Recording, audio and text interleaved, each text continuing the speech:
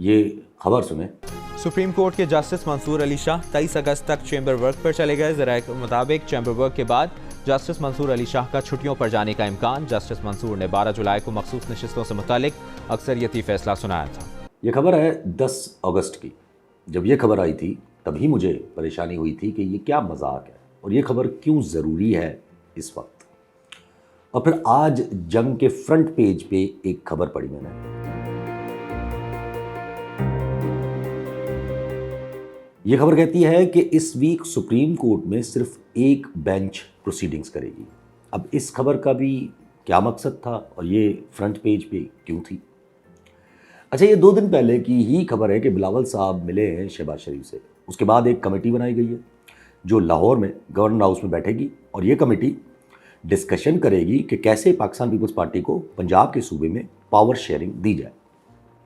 अच्छा, फिर आज ये खबर सुनी कि मंडे को नेशनल असेंबली का सेशन बुलाया गया है और फिर वेडनेसडे को जॉइंट सिटिंग तलब कर लिए, यानी मुश्तरका सेशन सेनेट और नेशनल असेंबली का। फिर ये खबर सुनी कि मौलाना और पीटीआई ने कमिटीज़ बना दी हैं कि मुश्तरका लाएअमल के लिए गवर्नमेंट की कानून साजी के खिलाफ कोई लाएअमल तैयार किया जाएगा। फिर ये खबर सुनी कि आसिफ अली जरदारी पहुंच गए हैं मौलाना फजल रहमान साहब से मिलने, वो भी मोहसिन नकवी साहब के साथ। और एक और छोटी सी खबर, फाइनल खबर, कि स्पीकर अयाज सादिक साहब ने पीटीआई के मेंबर हाजी इम्तियाज़ अली के प्रोडक्शन ऑर्डर्स इशू कर दिए हैं। पहले यही अयाज सादिक साहब स्पीकर थे जिन्होंने कहा था कि प्रोडक्शन ऑर्डर्स मैं तो नहीं इशू कर सकता क्योंकि एंटी करप्शन की टीम से उनको कोई भगा के ले गया था बकौल गवर्नमेंट के। फिर कहा गया कि वो पता नहीं कतर वगैरह कहीं जा रहे थे या वहाँ भाग रहे थे तो एयरपोर्ट से पकड़ा गया उनको।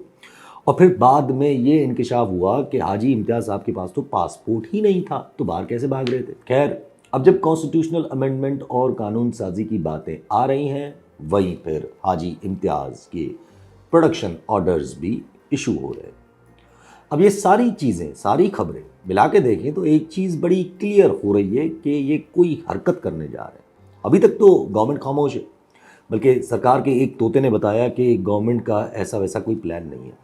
वही बैरिस्टर अकील साहब ने जो बोला, लेकिन जो कहीं और के तोते हैं वो ढोल बजाना शुरू हो गए कि कोई अमेंडमेंट होने जा रही है। और जंग ग्रुप की ये सटल किस्म की खबरें देख के या हिंट्स देख के ये बिल्कुल अंदाज़ा है कि गवर्नमेंट वही जुडिशरी वाला जो पुराना जुडिशल पैकेज था वो बाहर निकाल रही है। और इस बार तैयारी ये है कि चीफ जस्टिस के सीनियरिटी प्रिंसिपल को ही ख़त्म कर दिया जाए। अकील भाईजान ने जिस तरफ इशारा भी किया था कि अपनी प्रेस कॉन्फ्रेंस में कि सुप्रीम कोर्ट तो खुद इस प्रिंसिपल से इनहराफ कर चुकी है या तोड़ चुकी है। आपको कोई भी इस वक्त कुछ भी बोले कि ऐसा नहीं हो रहा, कि कोई अमेंडमेंट का इनका प्लान नहीं है, तो ना सुने, क्योंकि मूड पूरा है। अब बीच में 3 दिन है, अब इन 3 दिन के अंदर कोई दबाव आ जाए, कोई डंडा आ जाए और ये पीछे हट जाए, वो अलग बात है, जिस चीज़ का मेरे ख्याल में ज़्यादा चांसेस है। अरे मेरा नहीं है ये, मेरा नहीं है। और ना मत मालिक, मुर्गी ने दिया। जब अंडा जब बोलते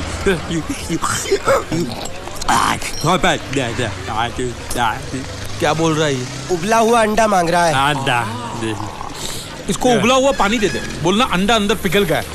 लेकिन क्या बात है ऐसे होने जा रहे हैं, ये क्वेश्चन मार्क है अभी तक मेरे जहन में। 2 वजूहत हैं इसकी। एक, गवर्नमेंट और एस्टेब्लिशमेंट क्या इस मूड में है कि वो आने वाले 4 चीफ जस्टिस से पंगा लेने जा रहे हैं, वो भी बिहाइंड देयर बैक्स, जब वो छुट्टी पे हैं। और इस हफ्ते सिर्फ एक ही बेंच बैठा है अकॉर्डिंग टू खबर। और इंटरेस्टिंगली जो बेंच अगले हफ्ते बैठा है, अकेला बेंच, वो बेंच मुश्तमिल है जस्टिस नईम अख्तर अफगान साहब और जस्टिस काजी फायद ईसा साहब पे। और हम सबको पता है कि ये मुमकिन ही नहीं कि ये दोनों जजेस कोई भी रुकावट डालने की कोशिश करें।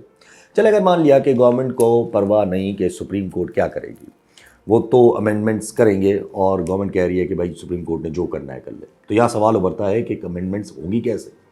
क्या कानून के हिसाब से आप जॉइंट सिटिंग में अमेंडमेंट पेश कर सकते हैं? नहीं, अमेंडमेंट सिर्फ नेशनल असेंबली या सिर्फ सेनेट में ही पेश की जा सकती है। अब दोनों हाउसेज में इंडिविजुअली देखा जाए तो गवर्नमेंट के पास तो रिक्वायर्ड नंबर है नहीं, तो अमेंडमेंट पास कैसे करेंगे? तो फिर वैसे तो कॉन्स्टिट्यूशनल अमेंडमेंट को सुप्रीम कोर्ट किसी भी प्रिटेक्स्ट के ऊपर चैलेंज नहीं कर सकती या उस पर पॉन्डर नहीं कर सकती, लेकिन अगर जॉइंट सिटिंग में बुलडोज करने की कोशिश की तो फिर कॉज ऑफ एक्शन आ जाएगा, क्योंकि फिर सुप्रीम कोर्ट इस चीज़ को स्ट्राइक डाउन कर सकती है और इसको गैर आइनी करार दे सकती है। बिकॉज जॉइंट सिटिंग में कॉन्स्टिट्यूशनल अमेंडमेंट को पेश करना अनलॉफुल हो जाएगा।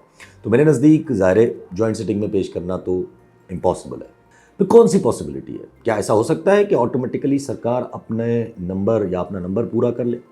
कैसे कर सकती है? JUIFA से बातें करने तो गए हैं जरदारी साहब, वो भी मोहसिन नकवी साहब को लेकर। मैं नहीं समझता कि इस बार मौलाना फजल रहमान जहाँ से में आएंगे। मौलाना ने अभी PTI के साथ कमेटी बनाई है, और मिसाल अगर नहीं आए मौलाना फजल रहमान तो क्या कोई और ऑप्शन है? क्या PTI के दोस्तों को तोड़ा जाएगा या घुमाया जाएगा? और इसके लिए ग्राउंड ब्रेकिंग सरमनी तो आज हो गई है कि ये जो आज अता तारड़ साहब और अज़मा बुखारी साहिबा ने पूरी प्रेस कॉन्फ्रेंसेस की हैं कि PTI के अंदर मसाइल हैं, PTI के अंदर धड़े बने हुए हैं। बताया जा रहा है कि एक बुशरा बीबी का ग्रुप है, एक अलीमा खान साहिबा का ग्रुप है। तो मतलब आप सोचें कि गवर्नमेंट को क्या पड़ी है। मिसाल अगर एक पार्टी के अंदर मसाइल हैं, नैरेटिव सरकार क्यों बना रही है उसके खिलाफ? हमें चू ना समझें। और भाई सवाल ये है कि अगर कोई चीज़ किसी की फ़ोन में नेशनल सिक्योरिटी के अगेंस्ट नहीं, अगर दो लोगों की कोई कॉन्वर्जेशन है नॉर्मल सी, चाहे वो कॉन्वर्जेशन PTI के अपने मसाइल को कितना भी वाज़े कर रही हो, ये सरकार के तोतों को किसने इजाज़त दी है कि वो इस तरह प्राइवेट कॉन्वर्जेशंस के स्क्रीनशॉट्स लेकर प्रेस कॉन्फ्रेंसेस करें, जबकि उस कॉन्वर्जेशन में नेशनल सिक्योरिटी की कोई बात नहीं हो रही। लेकिन परवाह थोड़ी है। यहाँ अनकॉन्स्टिट्यूशनल लेवल पे या लेवल की हद ये है कि कॉन्स्टिट्यूशनल अमेंडमेंट्स को भी बिल्डोज करने की तैयारी है। तो इसलिए ये नैरेटिव काम आ सकता है अगर PTI के बंदे तोड़ने हैं, लेकिन मेरा नहीं ख्याल कि ये काम आएगा, लेकिन खाम ख्याल तो हो सकता है। तो फिर यहाँ कोई बोलेगा कि अगर ऐसा हुआ तो ज़ाहिर है फिर डिफेक्शन क्लॉज भी तो लग सकता है। वो कैसे लगेगा और कौन लगाएगा? PTI का तो स्ट्रक्चर ही अभी तक इलेक्शन कमीशन ने तस्लीम नहीं किया है। तो फिर कौन पार्लिमानी लीडर होगा जो लिखेगा इलेक्शन कमीशन को? और अगर ऐसा मूड नहीं तो हाजी इम्तियाज़ का अचानक से क्यों प्रोडक्शन ऑर्डर्स इशू किए जा रहे हैं? PTI तो अपोजिट में है, अपोजिट वाले को असेंबली लाने की ज़रूरत क्या है जब मौका भी है कि वो मिसिंग रहे इतनी इम्पॉर्टेंट कानून साजी के वक्त। लेकिन JUI का मिलना, फिर PTI के लोग का तोड़ना और या उनकी बातें होना, अगर इतना कुछ कर रहा होता तो इसके इम्कानात 8 दिन या 10 दिन पहले ही मिलना शुरू हो जाते। और अगर अभी करने की कोशिश की तो शोर ज़्यादा होगा और इवेंचुअली बात कोर्ट्स में जाकर ही लैंड करेंगी, और जब कोर्ट्स में लैंड करेगी तो इधर से उधर होने में कितनी देर लगेगी? अच्छा, फिर क्या चांसेस हैं? फिर क्या ऐसा हो सकता है कि कानून साजी तो हो चुकी है, राना सनाउल्लाह साहब तो बोल चुके हैं कि रिज़र्व सीट्स हमें मिलेंगी, वो भी सिर्फ एक नोटिफिकेशन की दूरी पर हैं। अब अगर ये होता है कि इलेक्शन कमीशन कानून साजी की आड़ में रिज़र्व सीट्स मंडे को गवर्नमेंट को दे देती है, तो फिर क्या? फिर तो अमेंडमेंट भी हो जाएगी और कंटेम्प्ट लेने वाले भी कोई नहीं है, क्योंकि बेंच तो सिर्फ इस वक्त 2 जजेस पर मुश्तमिल बैठी है। लेकिन फिर भी कॉज ऑफ एक्शन तो सुप्रीम कोर्ट के पास आ जाएगा और फिर दोबारा ये चीज़ कहीं ना कहीं फिर जाकर कोर्ट्स में लैंड करेगी। तो जब तीनों सूरतों में चीज़ें कोर्ट्स में लैंड करेंगी तो क्या मकसद यही है कि कोर्ट्स में ही लैंड करें? मैंने एक बार पहले भी ये बात कही थी कि गवर्नमेंट की पूरी कोशिश होगी कि अनकॉन्स्टिट्यूशनल हिचेस का अंबार बना दो, मतलब इल्लीगल पे इल्लीगल काम किए जाओ ताकि इतनी लेयर्स बन जाएं कि वहाँ से निकलना या निकलने का रास्ता सिवाय तोड़ फोड़ के और कोई ना हो, यानी कि गैर आईनी सिस्टम के सिवाय और कोई ना हो। और इस बात से एक और फ़ायदा होगा कि भाई जो नैरेटिव कब से फ्लोट किया जा रहा है कि इदारों का टकराव हो रहा है, यानी यही पार्लियामेंट वर्सेस सुप्रीम कोर्ट, ताकि बीच में आके सब सफाया करने का मौका मिले कि देख लें हम दोनों इदारे एक दूसरे के साथ अटक गए हैं, तो इसलिए अब किसी ना किसी को तो बीच में आना होगा ना। और इस चीज़ की बहुत बड़ी एक और इंडिकेशन है, वही जो एक क्वेश्चन मार्क बना हुआ है कि जलसा कैंसिल कैसे हुआ, किसने करवाया, और ये आज़म सवाती को सुबह 6 बजे नींद से उठाकर किसने हडियाला भेजा है। हम सबको इस बात का पूरी तरह अंदाज़ा है कि इस्टेब्लिशमेंट के कहने के अलावा ये मुलाकात हो नहीं सकती। तो ज़ाहिर है ये मुलाकात उन्हीं के पैगाम के लिए हुई हो। कुछ लोग कह रहे हैं कि खान साहब को डराया गया होगा।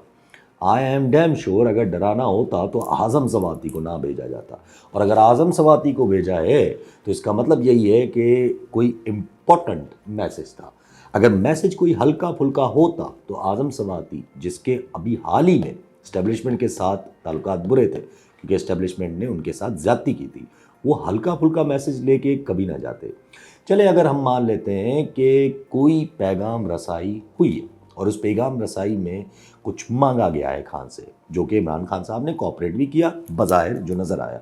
अब जाहिर है उन्होंने कोई उम्मीद भी लगाई होगी कॉपरेशन की, और फिर अगले ही दिन अलीमा खान साहिबा ने बोला कि 8 सितंबर का टाइम दिया है जलसे का। 8 सितंबर दूर नहीं है, ब्रैकेट बहुत कम है, तो क्या हम ये एक्सपेक्ट करें कि जलसे की इजाज़त मिल जाएगी और जलसे रोकने की कोशिश गवर्नमेंट की तरफ से, ओनली गवर्नमेंट की तरफ से की जाएगी? और हमने ये माजी में देखा है कि अगर इजाज़त बड़ी सरकार की तरफ से मिल जाए तो छोटी सरकार उसको रोक के या रोकने की अगर कोशिश करे तो अपने लिए और मसाइल पैदा करती है, जो कि ज़ाहिर है किसी और को चीज़ें सेटल करने का मौका दे रही हैं। वैसे भी ये बातें गर्दिश कर रही थी कि कुछ होगा सितंबर अक्टूबर में, और अब पूरा प्लान मेरे नज़दीक एटलीस्ट फाइनलाइजेशन की तरफ नज़र आ रहा है मुझे। शेख रशीद साहब ने तो डेट भी दे दी थी 20 सितंबर की, मैं कोई डेट नहीं दे सकता। और हम अगर कॉन्स्टिट्यूशनल अमेंडमेंट्स इस तरह बुलडोज करने लग गए हैं, अगर हम अब इस तरह सुप्रीम कोर्ट के फैसलों को इग्नोर कर रहे हैं, तो मतलब कोर्ट्स और गवर्नमेंट लड़ाई पे आ रहे हैं। और इस लड़ाई का नुकसान किसको? इस लड़ाई का नुकसान ऑब्वियसली गवर्नमेंट को, और फ़ायदा किसको? फ़ायदा बीच वाले को, जो असल जिम्मेदार है। कहाँ गए फैज़ हमीद साहब वैसे? और उनकी आड़ में पूरे पाकिस्तान को पकड़ने का जो प्लान था वो कहाँ गया? अभी भी बेचारे नून लीग वाले कहते हैं कि मिलिट्री ट्रायल हो सकता है। खान साहब भाई वो खुद बोल चुके हैं कि ओपन ट्रायल होगा, और आप कह रहे हो मिलिट्री ट्रायल होगा। लेकिन सवाल फिर सिर्फ एक ही है जो मैंने लास्ट टाइम भी पूछा था कि क्या जुनून जो सवार है वो कुछ उतरा है? वो अभी तक मेरे नज़दीक या मुझे नज़र नहीं है।